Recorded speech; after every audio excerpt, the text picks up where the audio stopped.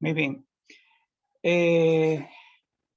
Ok, hoy entonces tenemos, que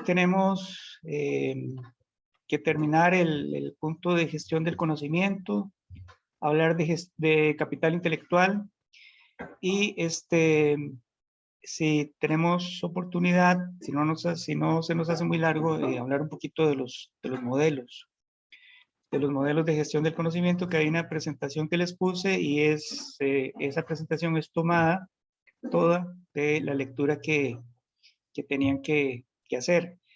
Entonces en eso nos vamos a concentrar. Hay algunos de ustedes que me han escrito o haciendo consultas, supongo que era sobre el estudio de caso o que era sobre el proyecto.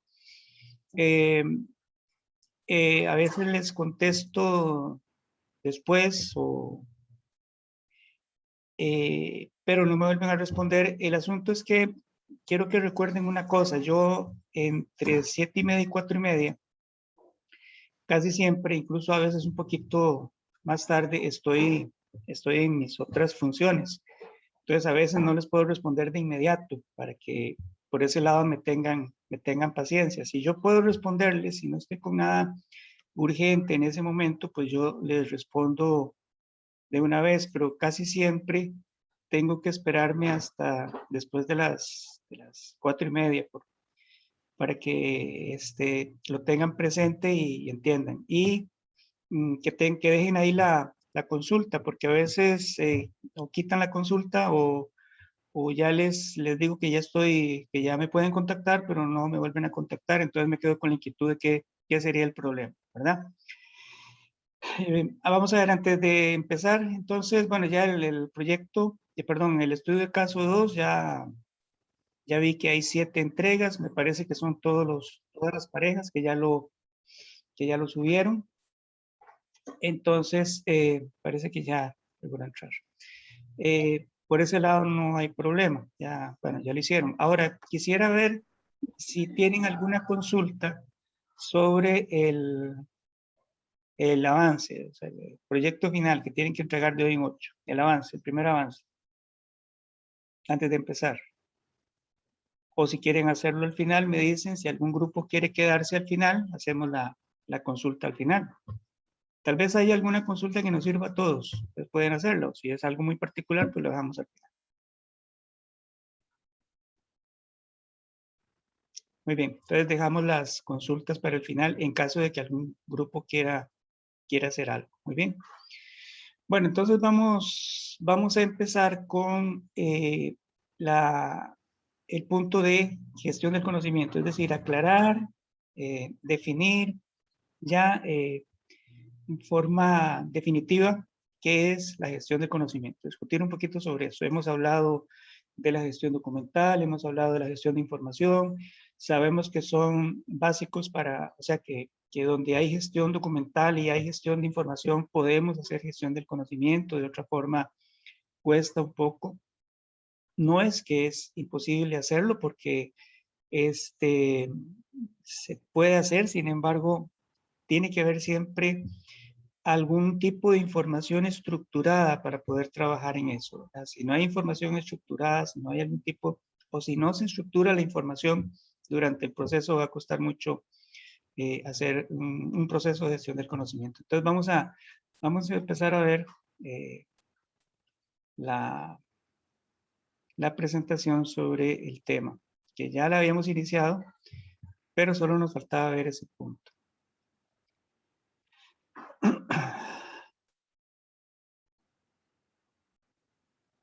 Muy bien. ¿Están viendo la pantalla? Sí. Sí, profe. Muy bien. Entonces, aquí está. Después de haber visto las otras dos gestiones, tenemos entonces ya la gestión del conocimiento. Todos esos puntos que están ahí son los que involucra la gestión del conocimiento. Recuerden, y aquí hay más. Bueno, recuerden que hemos venido hablando de que la gestión del conocimiento es algo complejo, ¿verdad? Es una función administrativa, es una gestión de profesionales de información que es compleja, porque no solamente involucra lo que tradicionalmente hemos manejado nosotros como profesionales de la información y como tradicionalmente se nos ha visto y nosotros mismos nos hemos concebido como profesionales. Es decir, nosotros como profesionales, el archivista, el bibliotecólogo, el documentalista, normalmente se ha venido viendo como un gestor de documentos. Primero solamente en papel, un documento de archivo, un libro, una revista. Después comenzaron a aparecer ya los documentos digitales, los CDs, cintas magnéticas, y luego ya lo virtual, digamos, los documentos en línea, en la nube, perdón, los PDF, etcétera, ¿verdad? Pero no hemos pasado de ese manejo de información. O sea, el soporte fue cambiando, pero la información que venimos manejando siempre ha sido la misma, ¿verdad? Es decir, son documentos de archivo, no necesariamente ya en papel, sino en otros formatos. Libros y revistas ya no necesariamente en papel, pero en otros formatos, pero siguen siendo los libros y las revistas. Los informes científicos que se manejan en un centro de documentación, por ejemplo, ya no solo en papel, sino también en otros formatos, pero sigue siendo ese mismo informe científico. Pero ahora, perdón, cuando las empresas, ya hace bastante tiempo, no es que es una cuestión nueva, comienzan a darse cuenta de la importancia de la información, de la importancia del conocimiento, comienzan a tratar de gestionar esto, ¿verdad? Y se dice entonces que comienzan a gestionar los intangibles, que ya los vamos a ver. Pero entonces comienzan a gestionar la información y el conocimiento que está en las organizaciones, ¿verdad? Y ya se dan cuenta de que esa información y ese conocimiento no solo está en esos documentos, sino que está en las personas. Y es una información y es un conocimiento que no ha venido siendo estructurado ni ha venido siendo recopilado.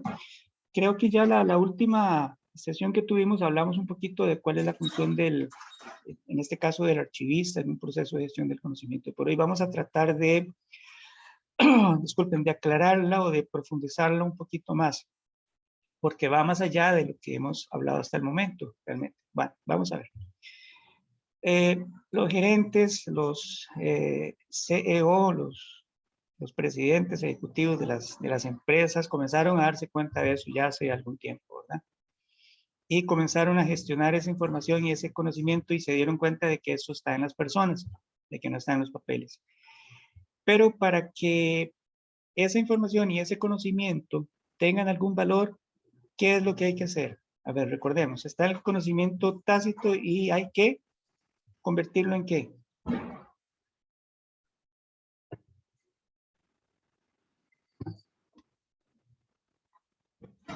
Y conocimiento explícito. Explícito, exactamente, en conocimiento explícito. Ese es el conocimiento que está presente en algún tipo de documento. En este caso, sí, ¿verdad? Y aquí estamos hablando de algún tipo de información y conocimiento que lo plasmamos en algo, ya sea en un documento escrito, ya sea en un PDF, ya sea en un video, en un audio, lo que sea. Pero ya está siendo explicitado, ya está siendo colocado en algo material. Y material me refiero a que puede ser accesible a alguien más, ¿verdad? Porque ustedes me dicen, bueno, pero un documento que está en la nube no es material, ni un PDF. No, me refiero a material que puede ser accesible por alguien más, ¿verdad?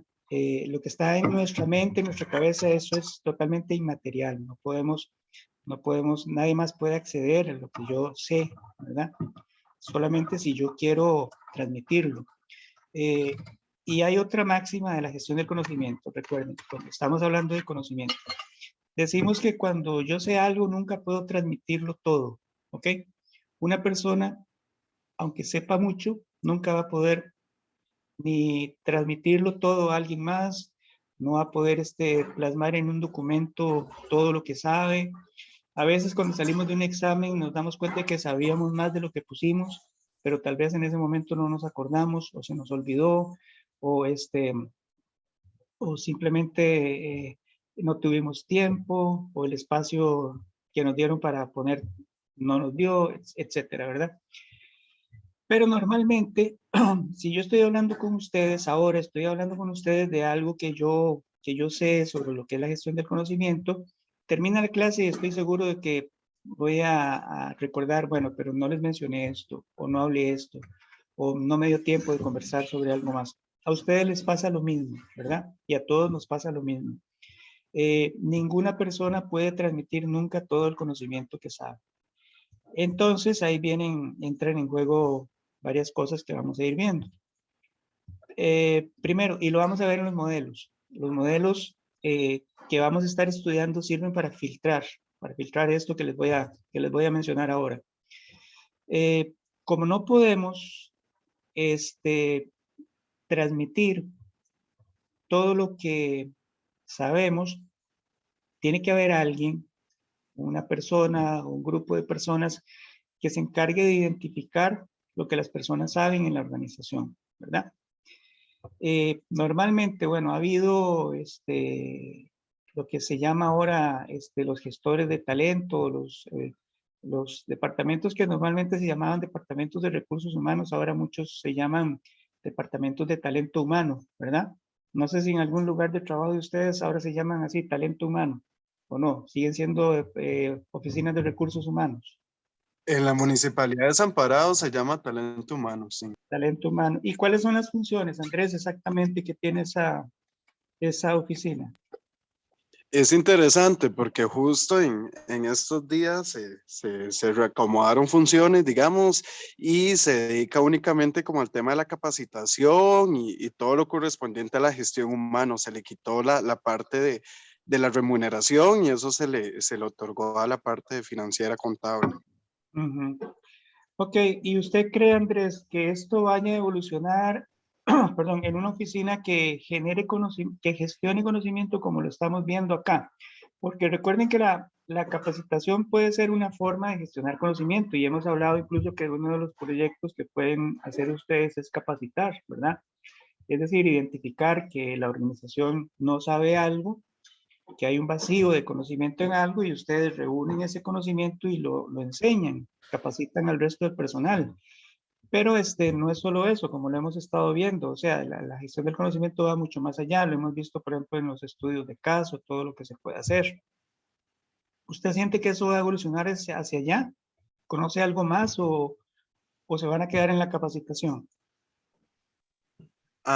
Muy interesante esa pregunta, profe. Yo creo que es todo un desafío y sobre todo ahorita que las organizaciones están pues mutando, digamos, o cambiando a un enfoque más por procesos, ¿verdad? Saliéndonos de la concepción tradicional de casitas a través de departamentos. Entonces creo que puede estar asociado a ese desarrollo institucional. Ok, exacto. Sería interesante que usted le ponga atención a la evolución de esa oficina. A ver cómo lo hace, ¿verdad? Y tener usted ahí una oportunidad de involucrarse también en el trabajo. Yo creo que después de este curso, ojalá que tenga las herramientas para irlo haciendo. Identificar qué es lo que la organización sabe y documentarlo. A eso iba precisamente.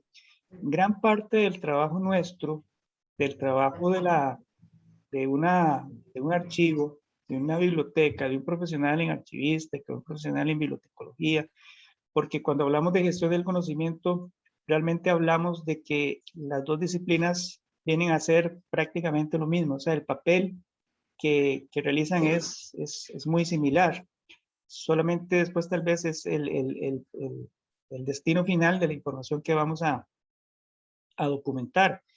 Por ejemplo, nosotros, yo me paso siempre dándoles ejemplo de lo que hacemos en la ERP. Nosotros tenemos dentro del archivo el proyecto de documentos normativos. Ahí lo que el archivo, biblioteca y archivo, pero en este caso específicamente el archivo está haciendo es recopilar el conocimiento que tienen las diferentes oficinas de la universidad para documentarlo. Es decir, por ejemplo, se han escrito políticas, algunas oficinas han escrito políticas y ya se acercan al archivo, se acercan a nosotros para que les digamos cómo hacerlo, para guiarlos, hay un formato ya establecido, se han hecho reglamentos, algunos han hecho manuales, pero también nos han pedido apoyo, pero el manual es un poquito, por lo menos lo del formato no lo hemos tocado. En política y en reglamentos sí hemos tocado la parte de formato propiamente dicho, ¿verdad? Pero el manual sí es mucho más variable en cuanto al formato porque depende de la especialidad de cada oficina. No es lo mismo hacer un manual de la biblioteca que hacer un manual de un laboratorio, por ejemplo, ¿verdad? Un manual de procedimientos de la biblioteca que un manual de procedimientos de un laboratorio. Bueno, pero hemos ido trabajando en eso y ya hay un banco, hay un repositorio de documentos, de archivo que hemos ido documentando. Entonces, eso lo hemos ido haciendo nosotros.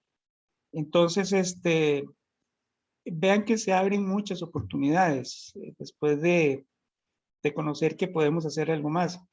Y es algo que normalmente, si alguien lo hace y quiere mencionarme que sus archivos sí lo hacen, no es común que una biblioteca o un archivo vaya a las oficinas y trate de hacer explícito lo que alguien sabe. Porque aquí a lo que vamos es a pedirle a la oficina que documente sus procesos, que documente, que pongan un reglamento cómo debe hacerse algo para que ya quede documentado, ¿verdad?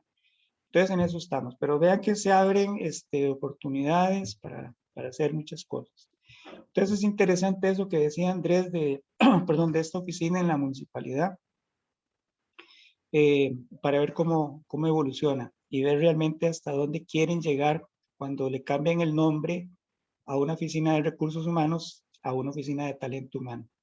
Porque ¿qué nos imaginamos cuando hablamos de una oficina de talento humano?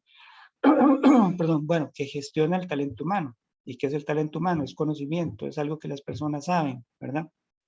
Entonces debería ser una oficina de gestión de conocimiento. Debería evolucionar ahí. Bueno, no sé si hay algún comentario hasta ahora. Algo que quieran ampliar o preguntar. Bueno, entonces, como les decía, la gestión del conocimiento es compleja y vea que es compleja porque involucra todo esto que está aquí, ¿verdad?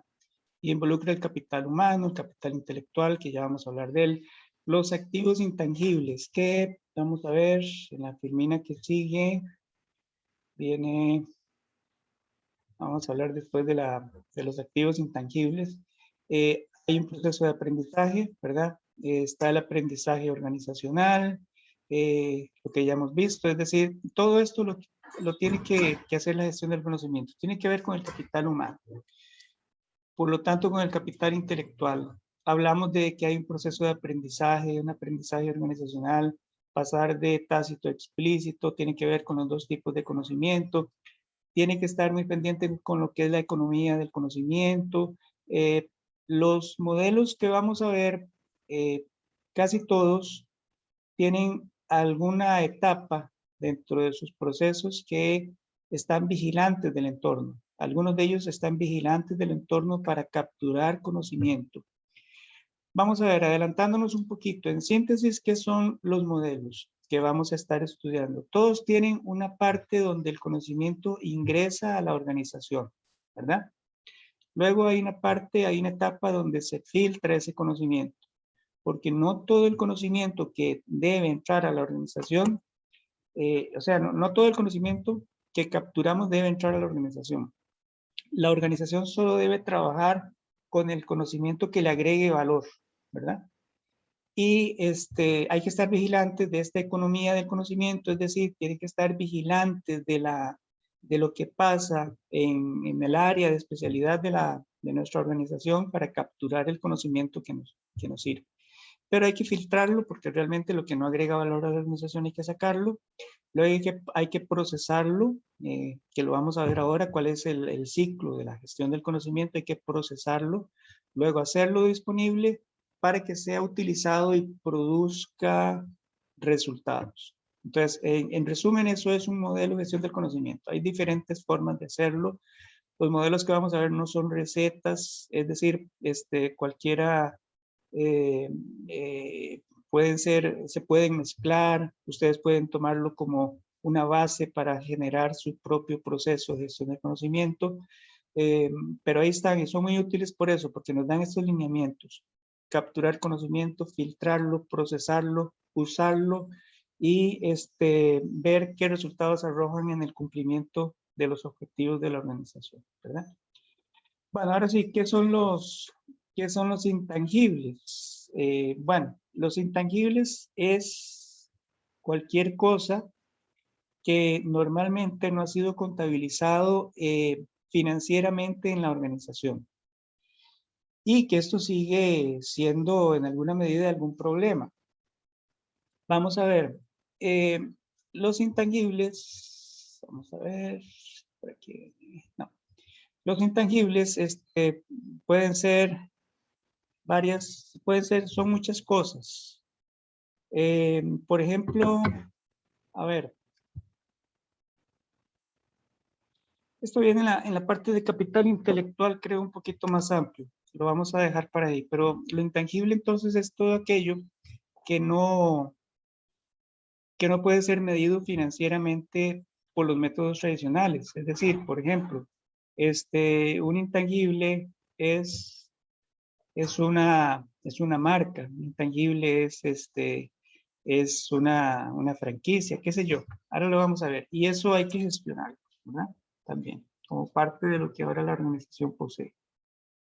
Muy bien, entonces, como les decía, esto pues comienza a verse ya desde hace algún tiempo, ¿verdad? Ven que en los 60 ya hay algunos autores como Fritz Machlup y Peter Drucker que ya hablan ya de la importancia de las implicaciones que esto tiene para la organización, ¿verdad? De las implicaciones que tiene manejar la información y el conocimiento. O sea, hace ya 60 años, más de 60 años que ya se viene hablando de esto. Muy bien. Pero lo que es propiamente la gestión del conocimiento es un poco menos, tal vez unos 30 o 40 años, que también ya es bastante tiempo que se viene hablando de esto, de la gestión de información y de la gestión del conocimiento. Muy bien. Luego tenemos que como parte de la gestión del conocimiento, entonces, ya el saber del conocimiento viene a ser lo mismo que antes eran los recursos naturales, la mano de obra y el capital, como lo conocíamos hasta ahora, ¿verdad? Ahora los recursos naturales, la mano de obra y el capital son factores de producción secundarios. Por qué será eso? A ver, ¿quién me puede hacer un comentario sobre esto? Que los factores de producción, como los recursos naturales, la mano de obra y el capital, ahora son secundarios.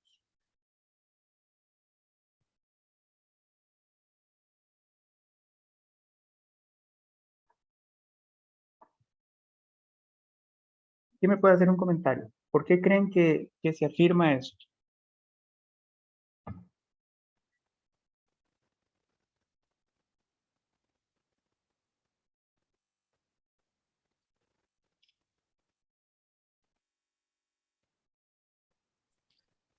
Pero puedo batear, digo. Claro, Fabricio, adelante, ¿no?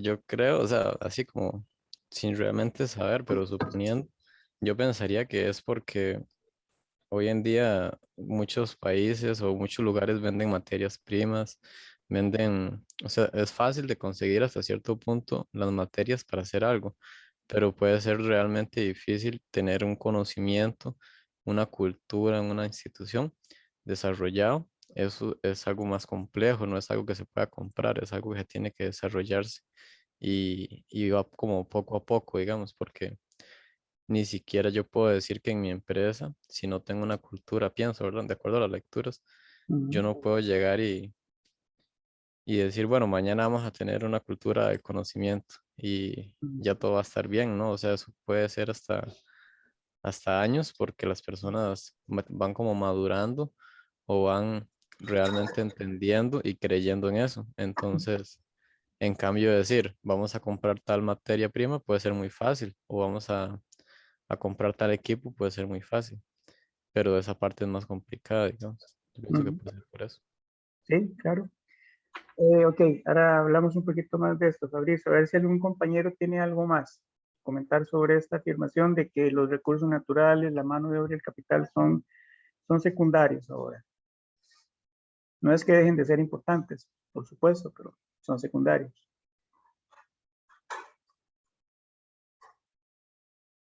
Tal vez algunos estén en desacuerdo porque me van a decir, pero los recursos naturales son fundamentales, son, perdón, son todas las políticas de conservación de los recursos naturales, etcétera, etcétera, pero los estamos viendo como factores de producción, ¿verdad? No desde el punto de vista conservacionista, sino más bien desde un punto de vista como un factor de producción. Bueno, vamos a ver. Como decía Fabricio, adquirir un recurso de estos puede ser relativamente sencillo, ¿verdad? Es adquirirlo, comprarlo, qué sé yo, tener acceso a él y ya. Pero ahora, aunque tengamos capital, si no tenemos conocimiento y si no sabemos hacer algo con ese capital, o si no sabemos qué hacer con ese capital sobre esos recursos naturales, si no sabemos aprovechar mejor esos recursos naturales, si no sabemos, si nuestra mano de obra no está lo suficientemente capacitada, todos esos recursos que antes eran fundamentales dejan de serlo y son secundarios. El conocimiento es lo que le da valor a todo eso realmente. Vean que antes, hace 200 años, tal vez, la mano de obra no tenía que saber mucho, no tenía que tener mucho conocimiento, era una mano de obra poco calificada que solamente hacía lo que le pedían hacer en una fábrica, 12 horas al día, a veces más, ¿verdad? Durante los inicios de la revolución industrial, y era mano de obra que no tenía que saber mucho, solamente hacer lo que le mandaban repetitivamente durante todo ese tiempo, ¿verdad? Pero ahora cada vez más la mano de obra tiene que ser calificada, es decir, tiene que tener conocimiento. Es decir, una organización no hace muy poco teniendo mucha mano de obra, pero si esa mano de obra sabe poco. Ahora tiene que ser mano de obra calificada. Vean ustedes la mano de obra, por ejemplo, que está en las zonas francas. Perdón, en las zonas francas, en esas transnacionales que vienen y trabajan con componentes médicos, componentes informáticos, etcétera. Toda la mano de obra que está ahí es mano de obra muy calificada. Tiene que tener mucho conocimiento, tiene que saber muy bien lo que está haciendo. No es una mano de obra como le de hace 200 años. Entonces, lo que le da valor a eso ahora es el conocimiento, es el saber lo que tenga. Ya no es solamente tener 100 personas, sino que tiene que ser 100 personas que sepan mucho, ¿verdad? No solamente tener una hectárea de terreno, 100 hectáreas de terreno, sino es saber qué vamos a hacer en ese terreno, ¿verdad? Científicamente hablando, tecnológicamente hablando. ¿Qué voy a poner ahí? ¿Qué especies? Hablemos de un bosque, ¿qué especies forestales voy a combinar para poder extraer productos de forma sostenible, etcétera? Vean que entonces, lo que antes eran los factores de producción por sí mismos, los factores de producción per se, ahora no lo son si no hay saber y conocimiento que los puedan manejar, ¿verdad? Entonces realmente pasan a ser secundarios, porque lo principal es esto, el saber y el conocimiento, ¿verdad? Lo principal es, ¿sabes? Con el puntero, lo principal es tener eso, porque podemos tener mucho terreno, muchas personas trabajando para nosotros y mucha plata, pero si no sabemos invertirlo, si no sabemos hacer algo con esto, pues son secundarios entonces, ¿ok? Queda claro esto, sí, porque realmente se dice que son secundarios, no dejan de ser importantes, por supuesto, pero son secundarios ahora y lo fundamental es el conocimiento. ¿Queda claro?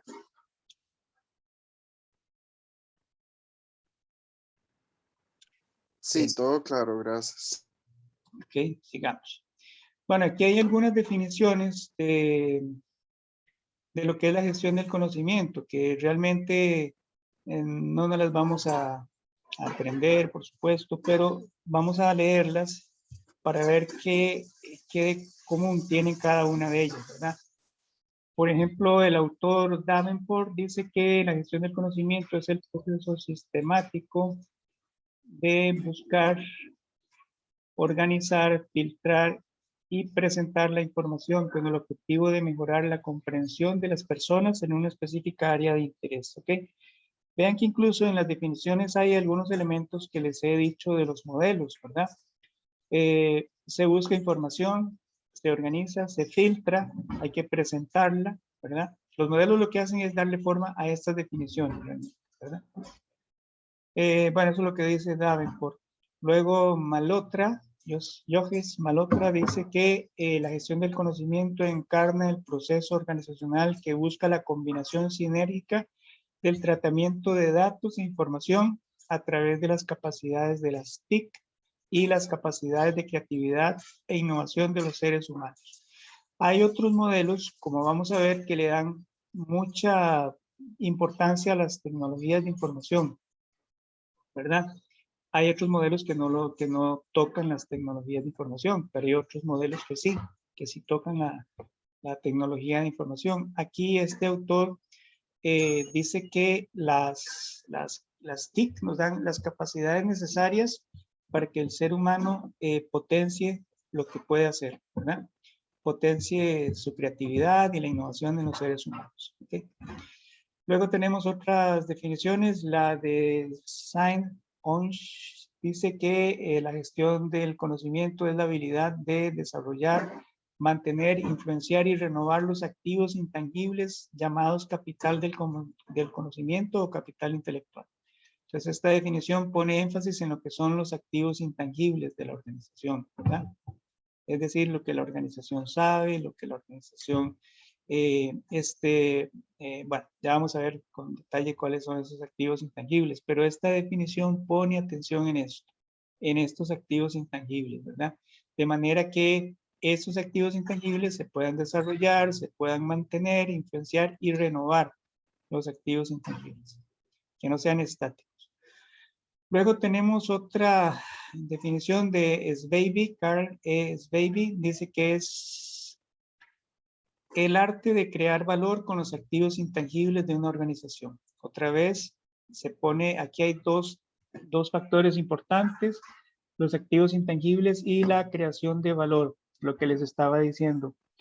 El conocimiento que está en las organizaciones es solo aquel que le dé valor a la organización. No podemos dejar que la organización invierta recursos económicos, humanos, etcétera, en tratar información, en procesar información y conocimiento que no le está dando valor, que no le va a dar valor, ¿verdad? Eso es trabajo también de nosotros. Como profesionales en información sabemos identificar muy bien cuál es la información que sirve y la que no sirve. Podemos evaluarla, podemos decir esto, dependiendo de los objetivos de nuestra organización, esto es factible que pueda usarse. Entonces lo capturamos, lo procesamos, lo almacenamos, lo estructuramos y ahí es donde nosotros jugamos un papel muy importante también. Y para eso están los modelos también que vamos a ver.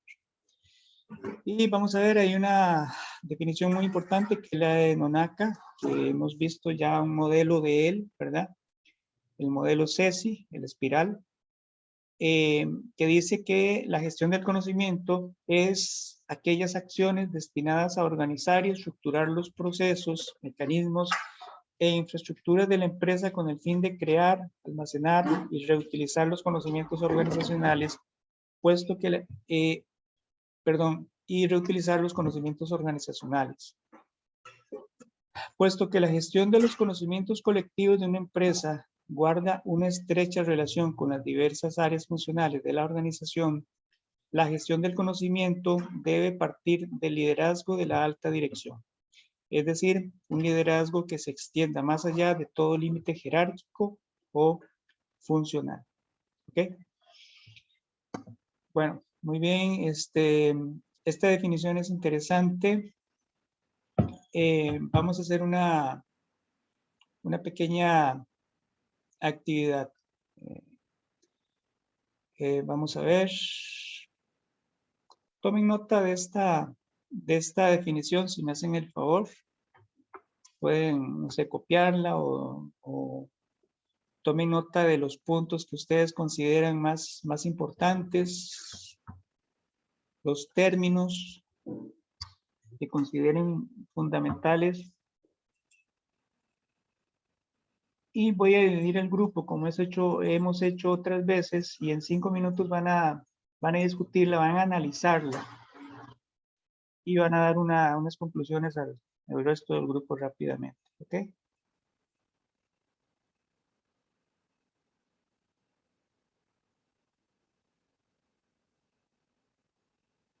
Muy bien, la tienen.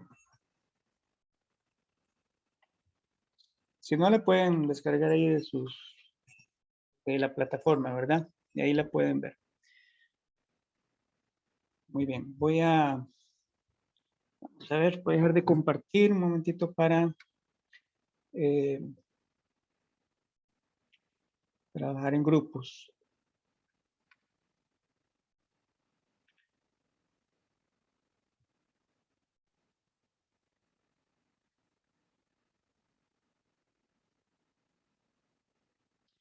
Bueno, vamos a ver. Ok, voy a comenzar a crear los grupos. Va a haber 3 personas por grupo para que analicen esa definición de Nonaka, que es la que es más completa y la que incluye más términos importantes. Y comenten rápidamente en 5 minutos qué les parece, cuáles son los términos que ustedes consideran más importantes de acuerdo a todo lo que hemos hablado hasta ahora, de lo que han leído, de lo que hemos comentado muy rápidamente, de lo que serán los modelos, etcétera. ¿Ok? Entonces vamos a irlos separando.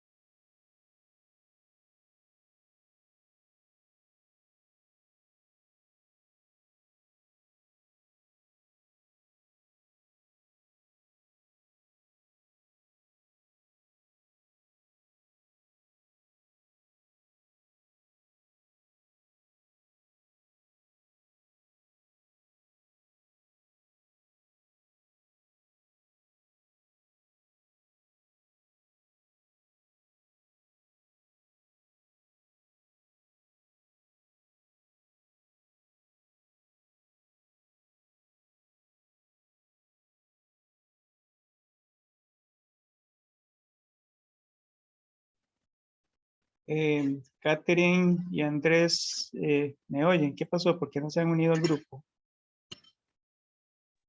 Profe, no sé, es que el internet o sea, está como cargando, pero no sé. Ah, bueno, voy a tratar de hacerlo manualmente A aquí. mí no me aparece. A mí se supone que era el grupo 5, pero no sé, se quedó cargando. Perdón, los dos están en el grupo 5. Bueno, ya Andrés entró. Vamos a ver a Catherine.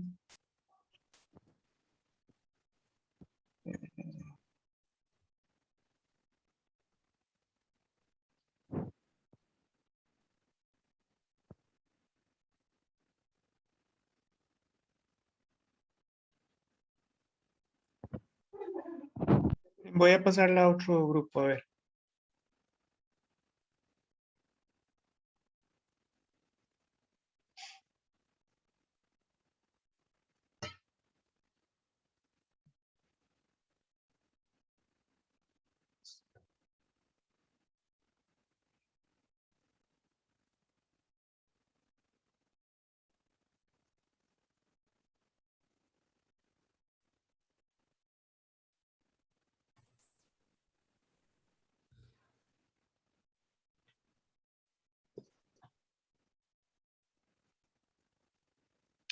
Perdón.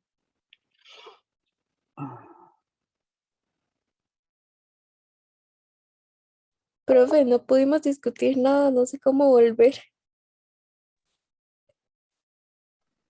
Perdón, algo pasó, se cerraron los grupos. Parece que le di clic a una que no tenía que dar. Voy a comenzar otra vez en un momento.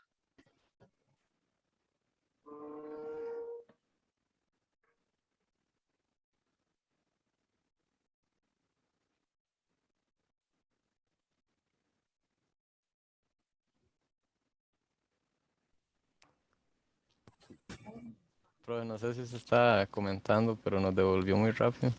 Sí, perdón, ahí cometí un error, le di clic donde no tenía que dar. Voy a volver a crear los grupos, no van a quedar seguramente igual porque es al azar, pero bueno, comiencen a comentarlos con los compañeros que queden, si ya habían adelantado algo ahí, me disculpan.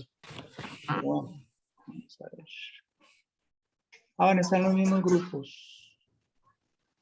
Vamos a ver si están los mismos. Voy a volverlos a abrir. Ahí van otra vez.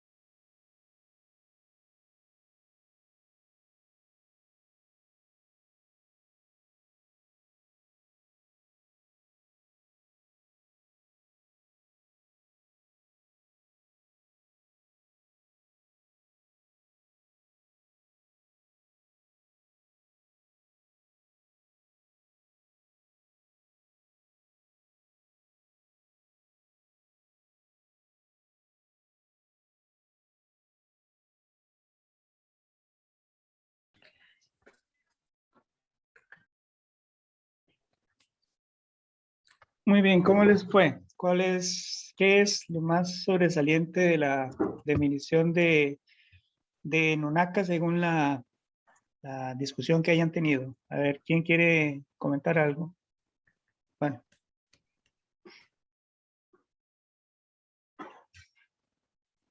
¿Qué es lo más sobresaliente de esa definición, según el grupo?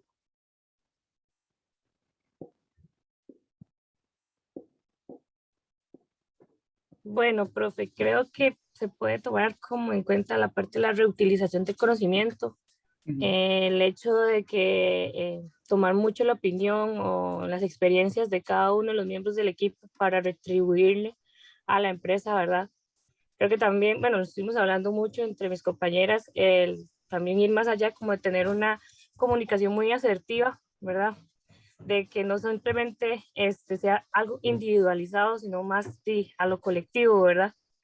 Entonces Sí, creo que va más como por ahí, por esa línea. muy bien, perfecto. La reutilización del conocimiento, eso es muy, muy importante. Precisamente me iba a referir a eso después de que analizáramos la definición. ¿Quién más? A ver, ¿quién está de acuerdo con Angie? O si hay otro punto. Pero yo creo que nosotros ya estamos de acuerdo, por supuesto, digamos, en relación a la reutilización del conocimiento, aunque tal vez nos detuvimos más como a comentar la parte de la estructuración de Ajá. los procesos o la estructuración de la información en general, em, porque como comentábamos, habíamos visto en unas lecturas fuera de la clase que hablaban sobre la importancia de la estructuración, que decía, entre más estructurada esté la información o el conocimiento, mayor va a ser la capacidad de difundirlo o compartirlo. Ujú. Y obviamente en oposición, pues va a ser más difícil.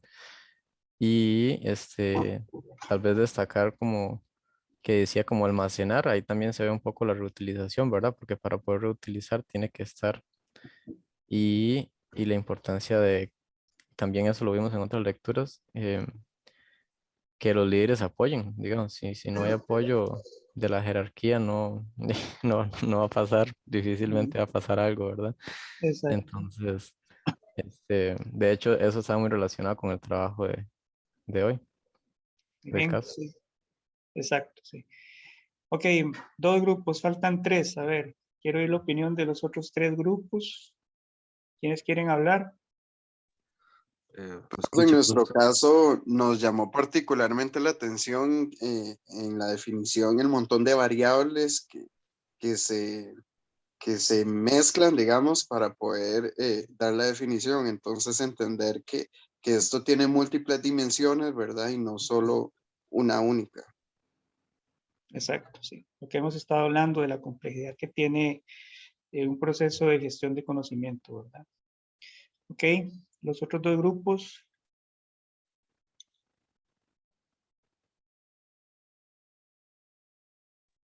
Profe, en nuestro grupo concordamos Ujú. con las ideas que ya han hablado, porque también las discutimos, tanto la reutilización del conocimiento como el apoyo de la alta dirección, pero podemos aportar el hecho de que ese apoyo no se quede solo eh, en un departamento, digamos, que esa gestión del conocimiento no se estanque en una sola área de la institución, sino que se extienda, como dice en la definición, a todo, vaya más allá de todo límite jerárquico o funcional.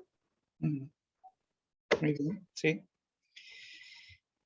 Ok, Amy, muy bien, nos queda un grupo. Profe, en nuestro caso también iba ligado en lo mismo, abarcamos el punto de la reutilización del conocimiento y lo de la base sólida que vendría a fundamentar a los líderes de la organización. En Ujú. ese punto también hablamos de la idea de que, bueno, que la reutilización del conocimiento puede permitir el generar nuevo conocimiento, que por ende va a poder que dentro de la organización se generen proyectos innovadores, se mejoren los procesos y por ende también los negocios. Muy bien, perfecto. Ok, entonces para concluir, y yo creo que estamos bien, las discusiones dieron buenos frutos. Estamos de acuerdo en que la gestión del conocimiento es algo muy complejo, ¿verdad? Por eso,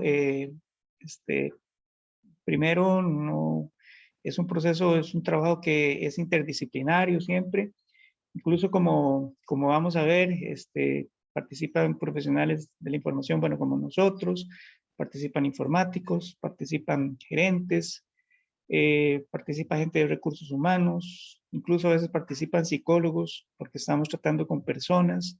Entonces es un proceso tan complejo que puede involucrar también a todas esas disciplinas trabajando juntas en todo lo que es un proceso, un proyecto, gestión del conocimiento dentro de una organización. Algo fundamental también, y precisamente por esta complejidad y por los recursos personales, de personal que va a involucrar, el apoyo de las autoridades es fundamental. Si no tenemos ese apoyo en las autoridades, no vamos a poder hacer un proceso de gestión del conocimiento en una organización, ¿verdad? Y por último, algo en que sí me interesó o me gustó que se fijaran es en la reutilización del conocimiento.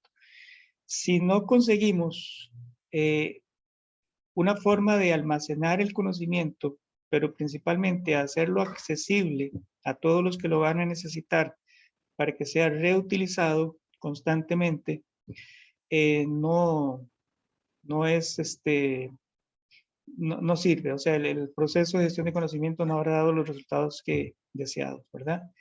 La reutilización del conocimiento tiene como fin, o dentro de unos de sus fines más importantes, es evitar que se repitan errores, principalmente, ¿verdad? Evitar que se repitan errores y promover que lo que ya se hizo bien se vuelva a hacer bien o se haga mejor. Eso es lo que busca la reutilización del conocimiento, principalmente evitar errores, ¿verdad? Y segundo, procurar que lo que se está haciendo bien se siga haciendo bien o se pueda mejorar. Cometer errores porque no se sabe lo que pasó antes es muy común en las organizaciones, ¿verdad? Y hay muchos casos de los que se podría hablar. Hay uno muy particular que, bueno, una empresa estatal X, trabajando en un proyecto que estuvo estancado durante mucho tiempo, necesitaba contar con cierta información y específicamente unos planos que aparentemente no fueron bien almacenados, no fueron conservados debidamente y no aparecieron. El proyecto se había detenido porque hubo ciertos errores que se cometieron precisamente y que quedaron reflejados, documentados en esos planos, cuáles fueron los errores que se habían cometido, pero los planos no volvieron a aparecer y al retomar el proyecto se volvieron a cometer los mismos errores porque no quedaron documentados o no quedaron bien almacenados. Aparentemente se habían documentado, pero no quedó bien registrado o bien almacenado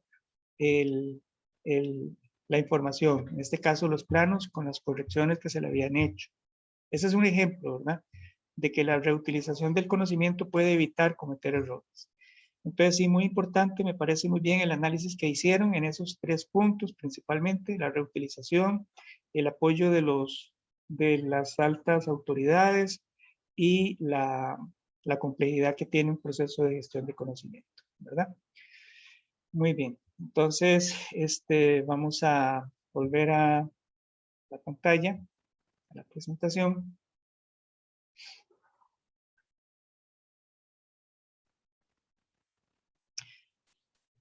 Bien, entonces la definición de NUNAC. La tenemos lista. Muy bien, aquí están entonces los objetivos de la gestión del conocimiento, que es lo que busca un proceso de gestión del conocimiento. Primero, formular una estrategia de alcance organizacional para el desarrollo, adquisición y aplicación del conocimiento. Es decir, busca que toda la organización se involucre en el uso del conocimiento, en el uso adecuado del conocimiento. Implantar estrategias orientadas al conocimiento, es decir, busca que todas las estrategias se dirijan a un uso adecuado del conocimiento. Es decir, cuando yo hago algo, va a ser basado en conocimiento adecuado. Todas las estrategias, todos los procesos van a estar sustentados en conocimiento, ya sea conocimiento que ya existe o porque está dentro de esa estrategia crear conocimiento, crear y documentar conocimiento. Pero ese objetivo se refiere a crear o a fortalecer una cultura de uso de conocimiento que ya exista, ¿verdad? Y esas estrategias van siempre dirigidas a eso. La organización debe acostumbrarse a usar conocimiento o a generar conocimiento o a compartir conocimiento. Todo involucrado al conocimiento, ¿verdad? Ahora, el uso del conocimiento nos lleva al siguiente objetivo: promover la mejora continua de los procesos de negocio, enfatizando la generación y utilización del conocimiento. Esta mejora continua se da, por ejemplo, en lo que les estaba diciendo, evitar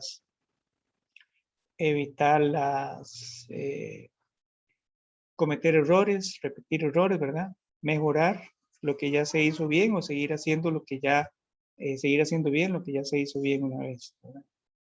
Luego otros objetivos: monitorear y evaluar los logros obtenidos mediante la aplicación del conocimiento. Luego tenemos otros: reducir los tiempos de ciclos en el desarrollo de nuevos productos, mejoras de los ya existentes y la reducción del desarrollo de soluciones a los problemas. Eso es muy importante también. Una parte fundamental de un proyecto de gestión del conocimiento es mejorar los procesos, reducir tiempos. Por ejemplo, es decir, es hacer a la organización más eficiente. Usamos conocimiento para ser más eficientes, no para hacer lo contrario. Entonces, si usamos bien el conocimiento, vamos a poder ser más eficientes, vamos a poder trabajar mejor, ¿verdad? Ese es otro de los objetivos que tiene la gestión del conocimiento. Y eso también nos lleva al siguiente objetivo: si reducimos tiempos, si mejoramos los ciclos del desarrollo de un producto o de un servicio, vamos a reducir los costos relacionados a la repetición de errores.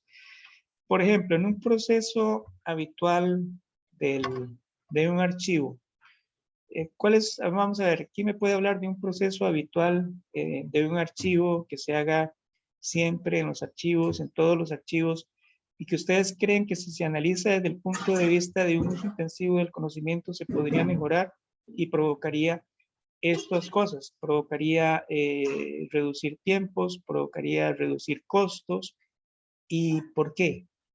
¿Alguien me podría dar un ejemplo por ahí más o menos? ¿Algún comentario?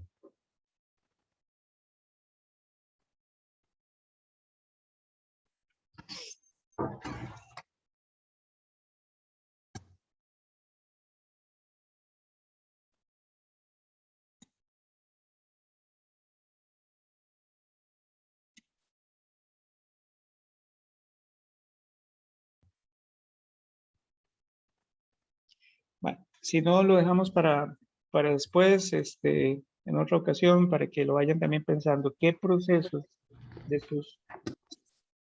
Profe, yo estaba pensando en uno. Fabricio, adelante, claro. Yo creo que la normalización en general, digamos, normalización de, por ejemplo, de la producción de documentos. Esto es algo que en teoría deberíamos de hacer, sin importar la institución. Y es algo que puede evitar muchos problemas porque, como siempre decimos o escuchamos decir, las personas en las instituciones se ponen muy creativas y a veces piensan que es mejor hacer un documento de una manera o de otra y no poner ciertos metadatos, o se les ocurre clasificar toda una sola serie documental. Entonces, la normalización es muy importante porque permite ahorrar mucho tiempo también para hacer los demás procesos y en este caso, digamos, evita los errores. Es muy difícil equivocarse, digamos, cuando usted ya sabe cómo tiene que hacerse. Ujú, exacto, y eso sí provoca el ahorro de tiempo principalmente, hacer mejor las cosas. Es una de las cosas que hemos estado haciendo nosotros. Ella también, como les decía, estamos normalizando la forma en que se hacen los documentos, empezando desde las actas, ¿verdad? Porque como dice Fabricio, a veces la gente se pone creativa y hacía cualquier cosa, hacían las actas o las minutas de las reuniones como le parecía. ¿Algún otro?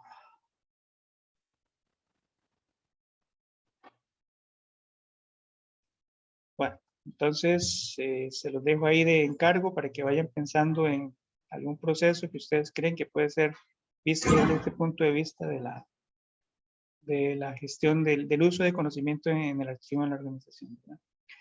Muy bien, otros dos objetivos están la mejora de mejorar la potencialidad de la creación de valores en la organización.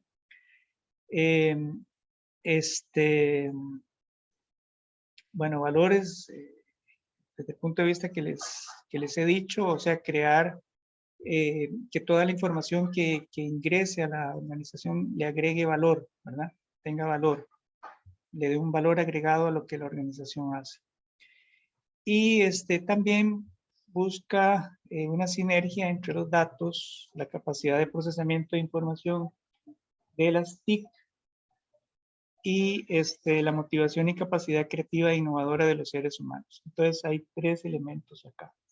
Están datos, tecnologías de información y seres humanos. Estos son los elementos 3 elementos que forman una sinergia para la gestión del conocimiento. Los datos, las tecnologías y los seres humanos, ¿verdad? Eso es muy importante. Un proceso de gestión del conocimiento tiene que lograr y tiene que buscar esta sinergia entre estos 3 factores. Muy bien, aquí está el proceso de la gestión del conocimiento del que les hablaba, ¿verdad? Y que se va a ver reflejado en los modelos. Este mismo proceso va a estar reflejado en los modelos que vamos a estar viendo. Siempre, como les decía, van a tener etapas donde se detecta conocimiento, se almacena, se organiza, se presenta, se usa, etcétera, ¿verdad? Hasta lograr el objetivo que se busca. Y esto lo refleja en forma muy, muy simple. Aquí está el negocio. Cuando hablamos de negocio, nos referimos a nuestra organización, a la que pertenece el archivo. Lo que está aquí alrededor es la función nuestra, como encargados, como archivistas, como bibliotecólogos, como profesionales que vamos a estar liderando un proceso de este tipo. Entonces lo que se hace pues es detectar la información que la organización necesita, ¿verdad? De ese mercado que está afuera, de la información que está ingresando a la organización todos los días, ¿verdad? Entonces se detecta, esa información hay que filtrarla, hay que seleccionarla, luego hay que organizarla para que se pueda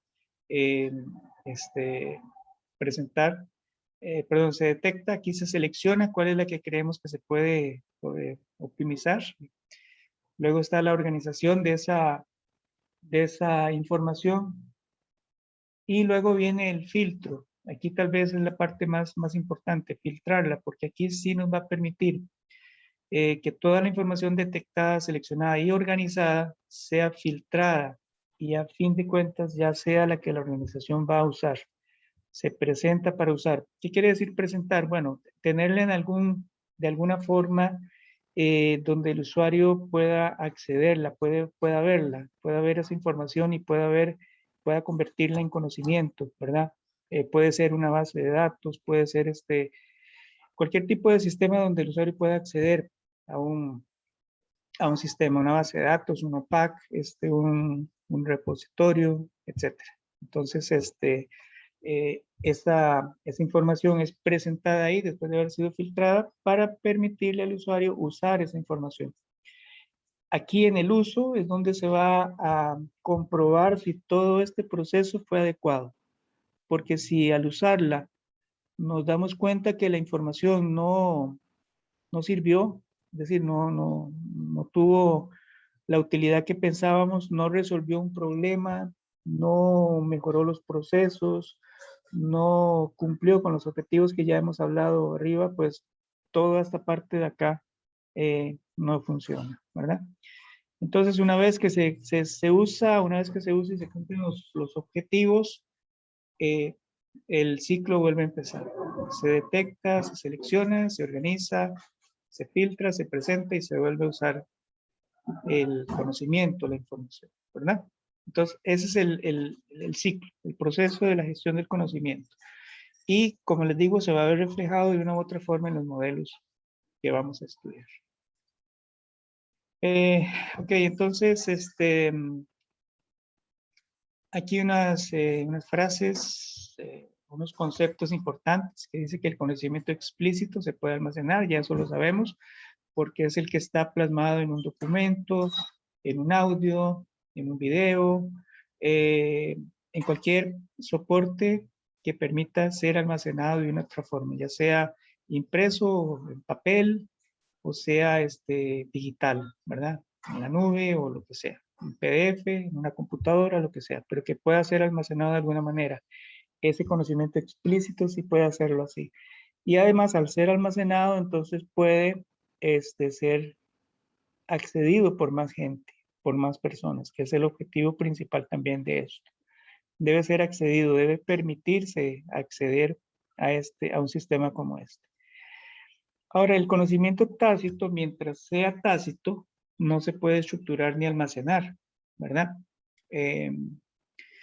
Porque ese conocimiento tácito, mientras sea tácito, está solamente en la cabeza de las personas que lo poseen, ¿verdad? Aquí hay un punto interesante que se podría dar a discusión. Realmente el conocimiento tácito deja de ser tácito con solo que yo le exprese de alguna manera, incluso hablando, ¿verdad?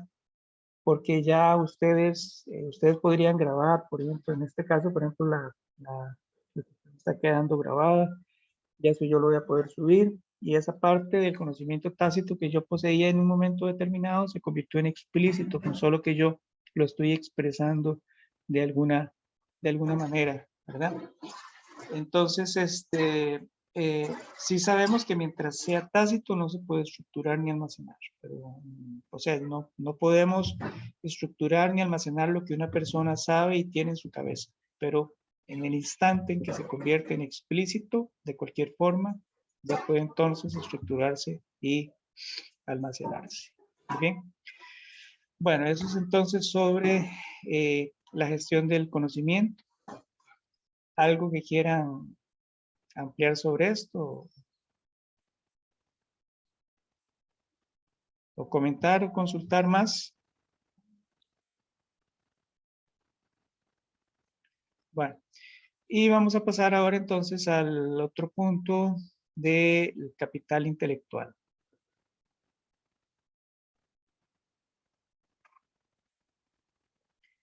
El capital intelectual realmente es un concepto, podríamos decir, sencillo, desde el punto de vista de cómo se concibe y cómo se puede estructurar y cómo se puede usar.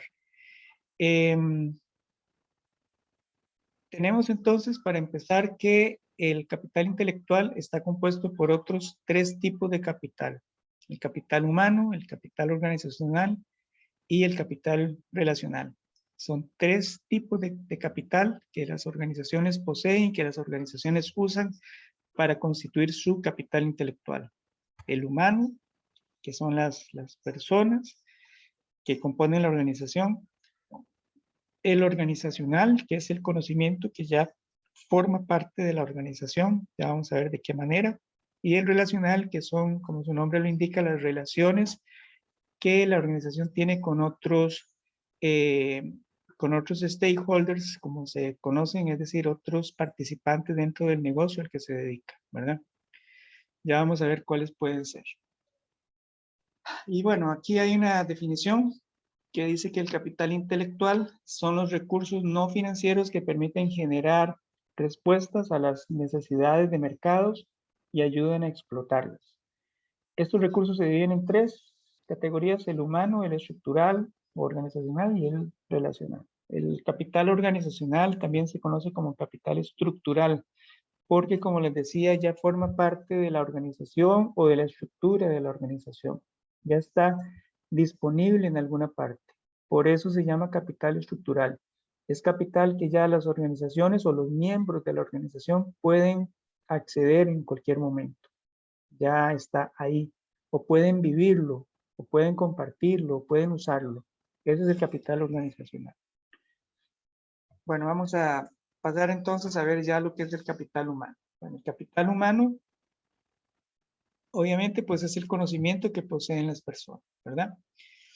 Pero también son capacidades individuales y colectivas también, que puedan dar respuesta a las necesidades de los usuarios. Vean acá, mientras este capital lo posea solo una persona, quiere decir que es capital, conocimiento tácito, ¿verdad? ¿Estamos de acuerdo? Porque es una capacidad que solo tiene una persona. Y eso es muy interesante. Porque si es una capacidad que tiene solo una persona, va a ser probablemente muy difícil en algún momento documentar eso, ¿verdad? ¿Qué opinan?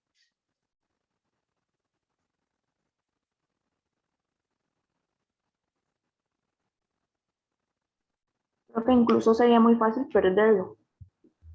Perderlo, exactamente. ¿En qué caso se perdería? Se perdería, Amy? Eh, Se me ocurre, por ejemplo, que la persona renuncia al trabajo o ya no colabore más con la empresa. Exacto. Muy bien. Exactamente. Es muy fácil perder este tipo de conocimiento, este tipo de capital humano, las capacidades individuales o colectivas que en un momento determinado la organización posee, pero puede dejar de poseerlo si la gente, si la persona se va, si es despedida, si renuncia, lo que sea, ¿verdad? Por eso es tan importante siempre tratar de identificar, y ese es otro tipo de proyecto de gestión de conocimiento, identificar qué sabe cada persona, qué hace bien cada persona y tratar de documentarlo. Estas son funciones que se salen de lo que normalmente hacemos, ¿verdad? Pero es importante hacerlo porque estamos hablando ya de información y de conocimiento en un nivel que nunca hemos explorado, pero que tenemos que acostumbrarnos a explorar y hacerlo parte de los registros de los repositorios de conocimiento y de información que poseen las organizaciones. Es documentar lo que la organización sabe. Y nosotros somos los más adecuados pues para estructurar documentos, para estructurar información, ¿verdad? Entonces no solamente quedarnos en capturarla, sino que vamos a ser muy buenos en estructurarla, ¿verdad? Entonces eso es lo importante. Pero sí, es muy difícil capturar este tipo de capital humano, las capacidades individuales, y como dice Amy, es muy fácil perderlo, ¿verdad? Hay jugadores de fútbol que tienen capacidades individuales extraordinarias que es prácticamente imposible capturar, ¿verdad?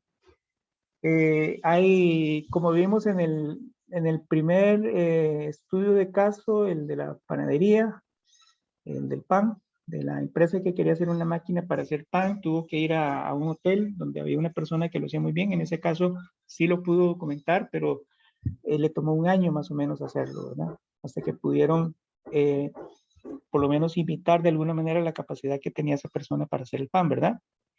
Pero en otros casos es mucho más difícil, mucho más complicado poder capturar esta capacidad individual o este conocimiento que esa persona tiene. Es una forma única que tienen las personas de hacer algo, ¿verdad? Las capacidades individuales. El liderazgo también es parte del capital humano. Hay líderes muy buenos ya por naturaleza y hay líderes muy malos que por más que se esfuercen no van a ser buenos líderes, ¿verdad? Entonces el liderazgo también se considera un capital intelectual, un capital humano, parte del capital intelectual de la organización. Hay organizaciones que no van a querer perder a un líder, a un jefe de una unidad porque saben que es bueno y van a querer más bien cada vez promoverlo más y más y más porque saben las capacidades de liderazgo que tiene. Igual, y si esa persona se va, como dice Amy con el ejemplo anterior, la organización va a perder a ese líder y esta es una capacidad de liderazgo que es prácticamente imposible de poder documentar o es muy difícil documentar. Uno puede leer artículos, libros sobre lo que es el liderazgo, uno puede más o menos empaparse de lo que es el liderazgo, puede tener algunas o aprender algunas herramientas o estrategias de cómo ser un mejor líder, pero muchas veces el ser líder por naturaleza es algo que no se puede enseñar. Lo vive cada persona, pero no se puede enseñar. Es muy difícil, ¿verdad? Pero también es algo que la organización tiene y tiene de alguna manera que intentar conservarlo. Igual la experiencia de las personas, ¿verdad? La experiencia de las personas, si han pasado mucho tiempo, perdón, nosotros antes de la pandemia ya en la ERE estuvimos como parte de este proceso con las personas que se estaban pensionando, que estábamos entrando en una ola de gente, como en una especie de, de recambio generacional en la universidad, de la parte de facultad, de los docentes, y comenzaron a pensionarse varios de ellos.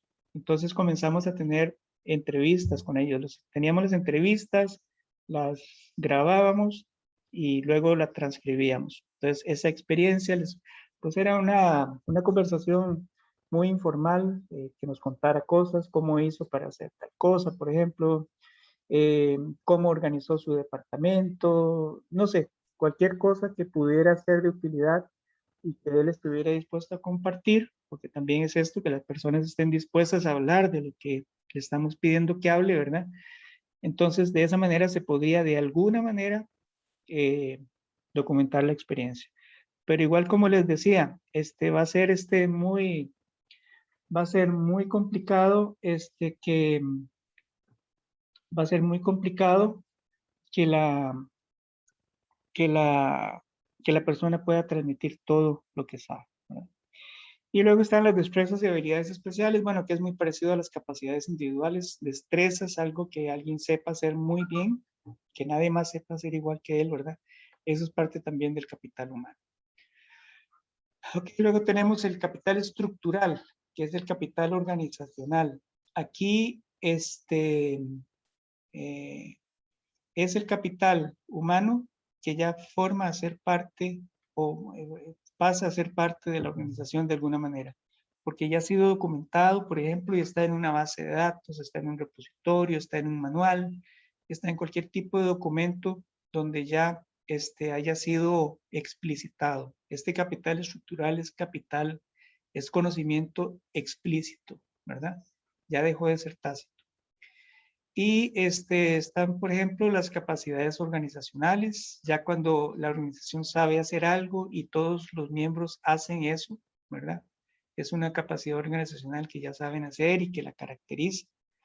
Las patentes es parte de este capital estructural, es conocimiento que en un momento fue tácito, por medio de la investigación, el desarrollo, llegó a convertirse en un invento, en un producto, fue patentado. Esas patentes es parte muy importante del capital estructural de una organización. Luego tenemos el know-how, es decir, el saber hacer que tiene una organización.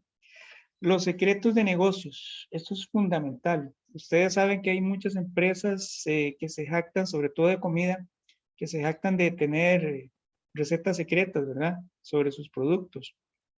Y puede ser que los tengan realmente. Y que solamente esa receta o ese secreto que tienen le da un sabor o una característica particular a su producto. Entonces, eso es un secreto de negocio y no lo van a compartir, es parte de su capital estructural, es conocimiento que tienen que conservar. Luego el conocimiento que se ha ido acumulando y que está disponible también. Los sistemas de información, por ejemplo, en las líneas aéreas es muy importante el software, los sistemas que controlan la puntualidad de las entradas y salidas de los vuelos, por ejemplo. Si una empresa de este tipo pierde este sistema o es alterado, es conocimiento que pierde, ¿verdad? Sobre todas sus rutas, sobre todo muchas cosas, sobre sus viajeros frecuentes, qué son las cosas que le gustan, porque ustedes saben que cuando hay un viajero frecuente en las líneas aéreas, es atendido de forma diferente, saben qué le gusta comer, qué le gusta beber, etcétera. Todo eso se perdería. Es conocimiento que una empresa de este tipo perdería, ¿verdad? Y es capital estructural, lo tiene ahí, lo tiene sistematizado y lo puede usar. Y las metodologías y la cultura. En la cultura organizacional, todas las empresas tienen algún tipo de cultura y cuando llegamos a esa empresa a trabajar, si somos nuevos, tenemos que irnos empapando de esa cultura para poder ajustarnos a ella. Es parte de ese capital estructural también. ¿Alguna pregunta o comentario hasta acá con esos dos tipos de capital? Ejemplos, no sé, lo que quieran hablar.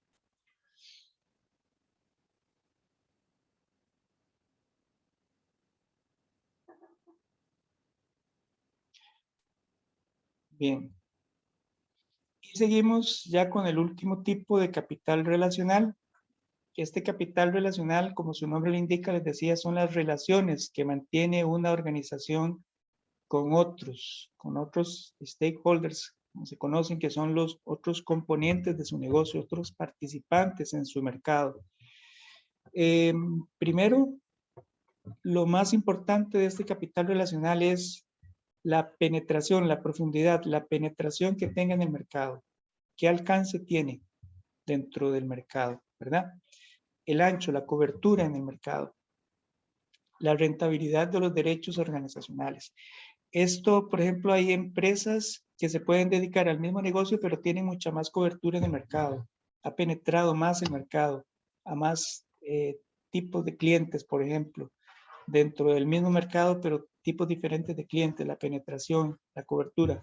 Eso es parte de este capital relacional y que es muy difícil alcanzarlo, solamente con el tiempo, con un buen servicio, con buenos productos, etcétera, se puede ir logrando. Es el capital relacional. Las marcas son fundamentales también como parte del capital relacional. Tenemos, bueno, marcas famosas, conocidas, que con solo ver esa marca nosotros ya sabemos que el producto va a ser bueno o por lo menos tenemos cierta confianza que si es un producto que no conocemos por su marca. Los consumidores son parte del capital relacional. Tenemos que asegurarnos de que el consumidor esté siempre satisfecho con lo que le damos, con lo que una organización le da. La lealtad de esos mismos consumidores. Luego tenemos nuestra reputación como organización, como empresa. También, si mantenemos una buena reputación, pues vamos a seguir, es parte de ese capital porque vamos a seguir teniendo siempre bien el negocio. Los canales de distribución, de recepción de los productos, parte de esta cadena de suministros que ahora está en crisis por lo de la pandemia. Incluso, como ustedes no sé si han leído, que la cadena de suministros está en crisis y puede afectar incluso el mercado y el negocio de la Navidad, ¿verdad? Bueno, tener esos canales asegurados cuando estamos bien, tener una cadena de suministros bien asegurada, cuando en épocas normales, pues es muy importante también para la organización. Y por último, contratos especiales, es decir, contratos donde la empresa ya por muchos años o por buenas relaciones con otros miembros del mercado logre ciertos contratos donde es tratado de forma diferente, preferente, es parte que se va alcanzando con el tiempo, tal vez por todo lo que viene atrás que ya hemos mencionado y que es parte de ese capital relacional, que no se puede perder. Ok. Eso es el capital, entonces, el capital intelectual de una organización, ¿verdad? Capital intelectual de una organización compuesto entonces por los tres tipos de capital que vimos al principio, el humano, el organizacional y el relacional. ¿Alguna pregunta sobre esto? Tal vez la próxima sesión del próximo sábado podemos ampliarlo un poquito viendo puntos de la lectura que hicieron. Ya después de haber visto esta presentación, recuerden que siempre está ahí en la plataforma, ¿verdad? Y bueno, seguir con lo de los modelos, porque lo vamos a dejar para la otra clase entonces. Muy bien, ¿alguna pregunta?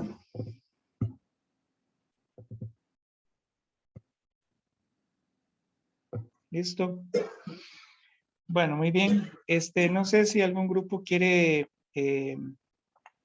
conversar algo sobre el proyecto o si todo está bien, lo pueden hacer después. Recuerden que preferiblemente siempre traten de enviarme un mensaje después de las 4:30 o, o si me ponen un mensaje antes, probablemente van a tener que esperarme hasta después de esa hora. Si yo puedo, lo respondo antes, ¿verdad? Pero que me entiendan en ese sentido. ¿Ok? Bueno, entonces estaríamos listos. Nos veríamos la próxima semana igual. Y que pasen un buen fin de semana. Hasta luego. Hasta luego, profe. También que Hasta pasen un luego, buen fin profe, de que esté semana. bien. Igual, hasta luego. Muchas gracias, profe. Hasta luego.